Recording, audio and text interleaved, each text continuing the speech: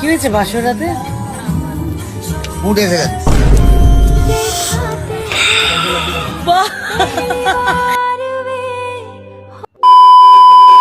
কয়েকদিন থেকে যেভাবে সোশ্যাল মিডিয়ার প্রত্যেকটা প্ল্যাটফর্মে মুকেশ আম্বানির ছোট ছেলে অনন্ত আম্বানির প্রি ওয়েডিং অনুষ্ঠানের ভিডিও চলছে এবং আমাদের বাংলার কাঞ্চা চিনার বাচ্চা চিকনা মল্লিকের 3 নম্বর বিয়ে, মেয়ের বয়সের মেয়ের সঙ্গে 3 নম্বর বিয়ের ভিডিও চলছে।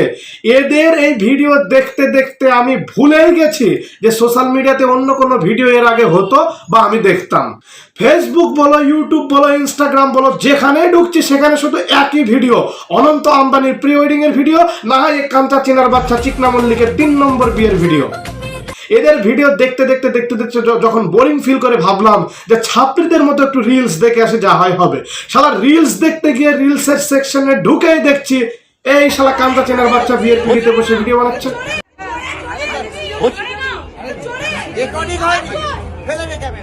ভেঙে ফেল ক্যামেরা, ভেঙে ফেল।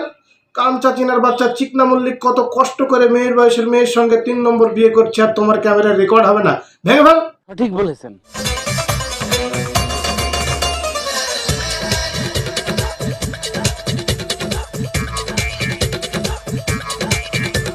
দেখো, মুকেশ আম্বানি হচ্ছে এশিয়া মহাদেশের মধ্যে 1 নম্বর ধনী ব্যক্তি। তার উপরে অনন্ত আম্বানি আবার মুকেশ আম্বানির ছোট ছেলে। তো সেই ছোট ছেলের বিয়েতে সে 1000-1200 কোটি টাকা খরচ করতেই পারে।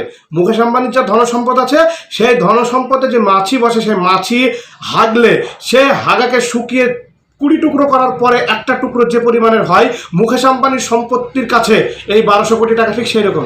ঠিক বলেছেন। আর তার চাইতেও বড় কথা হচ্ছে মুকেশ আম্বানির ছেলে অনন্ত আম্বানির এটা প্রথম বিয়ে। সেই রকম নাচানাচি করতেই পারে। তার বাবা দেশ বিদেশ থেকে বিভিন্ন সাবলাদেরকে নিয়ে সে মানে সেলিব্রিটিদেরকে নিয়ে সে নাচাতেই পারে, কিন্তু এই শালা কাঞ্চা চিনার বাচ্চা চিকনা মল্লিকের এটা কি প্রথম বিয়ে? এটা তো তার 3 নম্বর বিয়ে, মেয়ের বয়সের মেয়ের সঙ্গে। তাও আবার ও কেন এইভাবে নাচানাচি করছে? ওর নাচানাচি দেখে এমন মনে হচ্ছে যে দীর্ঘ 53-54 বছর সিঙ্গেল থাকার পর হঠাৎ করে তার বিয়ে হচ্ছে, সে এক্সাইটেড, মানে ওভার এক্সাইটেড হয়ে গিয়ে সেইভাবে নাচানাচি করছে। আর ওই কাঞ্চা চিনার বাচ্চা যখন নাচছে, ওর নাচন দেখে আমাদের যাদের এতটুকু বিয়ে হয়নি তাদের কি মনে হচ্ছে জানো? ওই ডান্স ফ্লোরে আমরা শুয়ে আছি আর আমাদের বডির উপরে ও কাটার জুতো পরে নাচানাচি করছে, আর সেই কাটা আমাদের এইখানেই ঢুকছে, এইখানেই ঢুকছে, আর এইখানেই ঢুকছে। শোনা গো, আমার খুব কষ্ট যে বলো। এলো যে এলো খুশির লাগন, এলো যে এলো খুশির লাগন। এই কাঞ্চা চিনার বাচ্চা চিকনা মল্লিক বর্তমান যে বয়সটি উপভোগ করছে, আর কয়েকদিন পরে তো ওর খাটিয়া খাড়া হয়ে যাওয়ার কথা। সেই জায়গায় আমি ভেবে পাচ্ছি না খাট ভাঙার জন্য ওরটা কি করে খাড়া হয়ে গেল। মামার মানে ও বিয়ের জন্য কিভাবে দাঁড়িয়ে গেল?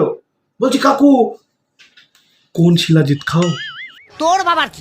এই কাঞ্চা চিনার বাচ্চা চিকনা মল্লিক বর্তমান যে বয়সটি উপভোগ করছে, এই বয়সে রাস্তাঘাটে চলাফেরা করতে গিয়ে খুব দেখে শুনে চলাফেরা করতে হয়।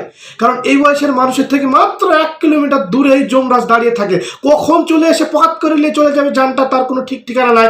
সেই কথা চিন্তা ভাবনা করা বাদ দিয়ে কাঞ্চা চিনার বাচ্চা চিকনা মল্লিক 3 নম্বর বিয়ে করে ফেললো গো। বলছি কাকু, কোন শিলাজিৎ খাও? तेरी बातों में ऐसा उलझा दिया, बैठे ही बैठे मैंने दिल खो दिया। এই কাঞ্চা চিনার বাচ্চা বর্তমান যে বয়সটি উপভোগ করছে, এই বয়সে যদি হাগু লাগে, হাত দিকে খুব আরামসে আস্তে সুস্তে চাপ দিয়ে হাঁটতে হয়। বাই চান্স যদি ভুল করে জোরে চাপ দেয়, তাহলে ভড়াক করে হাগার সঙ্গে কখনো জানটাও বেরিয়ে যাবে, তার কোনো ঠিক নাই। সে সেই কথা ভাবা বাদ দিয়ে 3 নম্বর বিয়ে করে ফেললো। আমাদের এখনো এতটুকু বিয়ে হলো না। বলছি কাকু, তুমি সত্যি বলো তো কোন শিলাজিৎ খাও? আমি বলুম না, আমার শরম করে। এই যে শোনো শোনো, আমাকে কেমন লাগছে বউ রূপে সিঁদুর পরিয়ে? নাক অব্দি পড়েছে?